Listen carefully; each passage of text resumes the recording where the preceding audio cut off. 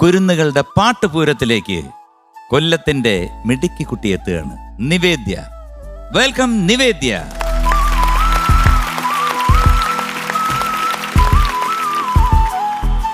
അടുത്ത ഡയറക്ടറാണ്. സാർ വണക്കം സാർ. വണക്കം സാർ. ഞങ്ങളെ കൊഞ്ചം ஞாபகம் വെച്ചിരിക്കുക സാർ. പിന്നെ എന്തൊക്കെയാണ് പുതിയ വെഞ്ചേഴ്സ്, പുതിയ പടങ്ങളുടെ? നേരത്തെ മോടെ കൂട്ടുകാരില്ലേ കൃഷ്ണ വന്നിട്ട് പറഞ്ഞു എന്തായാലും പാറയിൽ പൂത്ത മന്ദാരം. പാറയിൽ പൂത്ത മന്ദാരം എന്ന് പറഞ്ഞൊരു ഷോർട്ട് ഫിലിം എടുക്കുന്നു.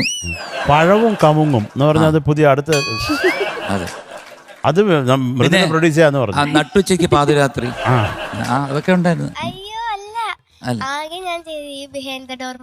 ബിഹൈൻഡ് ദ ഡോർ ആണ് എപ്പോഴും ഇല്ലയോ? അപ്പൊ എന്തായാലും ഭാവിയിലെ ഒരു 2 ഡയറക്ടേഴ്സാണ് നമ്മൾ പറഞ്ഞു അങ്ങനെ ആക്കുകയാണ്. ഡയറക്ടേഴ്സ് ആവട്ടെ, പാട്ടുകാരി ആവട്ടെ. മാത്രമല്ല എന്താകാനാണ് ആഗ്രഹം? ഡോക്ടർ. എല്ലാരും എന്താണ് ഈ ഡോക്ടർ ആകാൻ? എനിക്ക് അറിഞ്ഞൂടാണ്. അസുഖമൊക്കെ കൂടി വരികയല്ലേ എല്ലാ സ്ഥലത്തും വരികയാണ്, ഹോസ്പിറ്റൽസ് വരികയാണ്. അപ്പൊ പിന്നെ നല്ല കാര്യമാണ്. ഏത് പാട്ടാ പാടുന്നേ? ജലദോഷം ഉണ്ടല്ലേ? ചെറിയ തോതിൽ. ഇപ്പൊ ഡോക്ടർ ചികിത്സയ്ക്ക് സ്വന്തമായിട്ട് തന്നെ. Very good. അപ്പൊ ഒരു ഡോക്ടറായി തീരട്ടെ. അപ്പൊ അണ്ണൻ എന്തെങ്കിലും ചോദിക്കാൻ? ഡോക്ടറിന്റെ ജലദോഷം മാറട്ടെ, അതിന് ഞാൻ പ്രാർത്ഥിക്കുന്നു. അടിപൊളിയായിട്ട് പാടും കേട്ടോ. All the best. Thank you sir.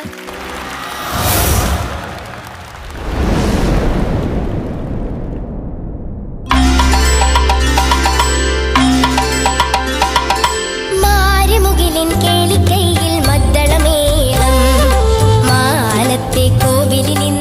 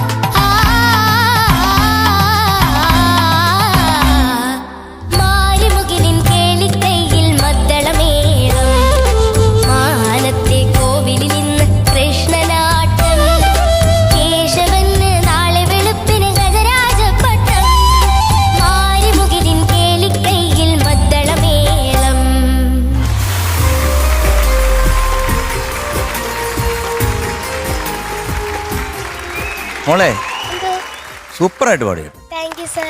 നല്ല രസമുണ്ടായിരുന്നു. ചെറിയ ജലദോഷം ഉണ്ടെങ്കിലും ചിലപ്പം ഈ ജലദോഷം ഉപകാരം ചെയ്യും. ദാസേട്ടൻ പാടിയ ഒരു പാട്ടുണ്ടല്ലോ, എന്താണ്? പൗർണമി ചന്ദ്രിക തൊട്ടു വിളിച്ചു. ആ പാട്ട് ഫുൾ ജലദോഷമായിട്ട് ദാസേട്ടൻ പാടിയതാ. പക്ഷെ അത് കേൾക്കാൻ എന്തൊരു സുഖമാണ്, വേറൊരു രസമാണ്. എന്ന് പറഞ്ഞ പോലെ മോൾ ഇന്ന് ഇത്തിരി ഒരു കിണുക്കം ഉണ്ടെങ്കിലും ഈ പാട്ട് വന്നപ്പോഴത്തേക്ക് ഒരു എന്തോ ദേവരാജ മാസ്റ്റർ പാട്ട്. അപ്പോൾ ആ ഒരു പാട്ടിൻ്റെ ഒരു ഒരു ഒരു ഒരു ഒരു ഗമകം ഉണ്ടല്ലോ, അത് വന്നപ്പോഴത്തേക്ക് ഒരു സുഖം ഉണ്ടായിരുന്നു. മോള് നന്നായിട്ട് പാടി. 1-2 സ്ഥലമാണ്. പൊൻചാമരങ്ങളിൽ ഇളങ്കാറ്റ് വീശുന്നു, ആ സ്ഥലം അതൊന്ന് പഠിക്കുന്നത് ഒന്ന് പാടാം. ചാമരത്തിൻ ഇളം കാറ്റു ചെവിയിൽ താനേനെ പൊൻചാമരത്തിൻ ഇളം അത് നോട്ട് ഏതാ? പൊൻചാമരത്തിൻ ഇളം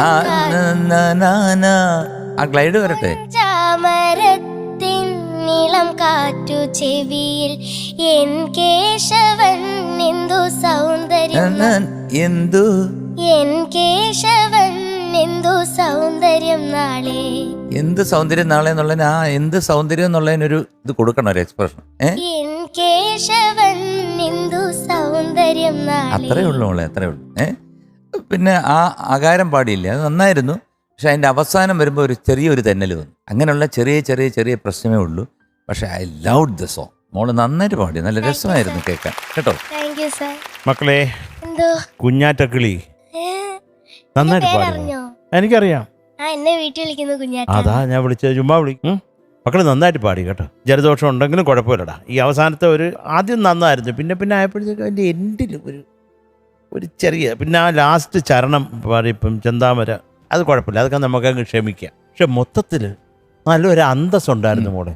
ഒരു ഗുരുവായൂർ കേശവൻ വന്ന് നിൽക്കുന്ന പോലെ തോന്നി ആ പാട്ട് കേട്ടോ. ആ ഒരു ഐശ്വര്യം ഉണ്ടായിരുന്നു മക്കളെ പാടി. അതാണ് പഴയ ലെജൻസ് എന്ന്. നമ്മളെന്തിനാ ഓരോരുത്തരും ലെജൻഡ് എന്ന് പറയുന്നത്? അവർ ആ പദവി അലങ്കരിക്കുന്നതിനൊരു അർത്ഥമുണ്ട്. അപ്പോൾ ദേവരാമാഷ എന്നൊക്കെ പറഞ്ഞാൽ എത്ര പാട്ടുകൾ, എത്ര പാട്ടുകൾ ഇവരൊക്കെ ചെയ്തതാണ്.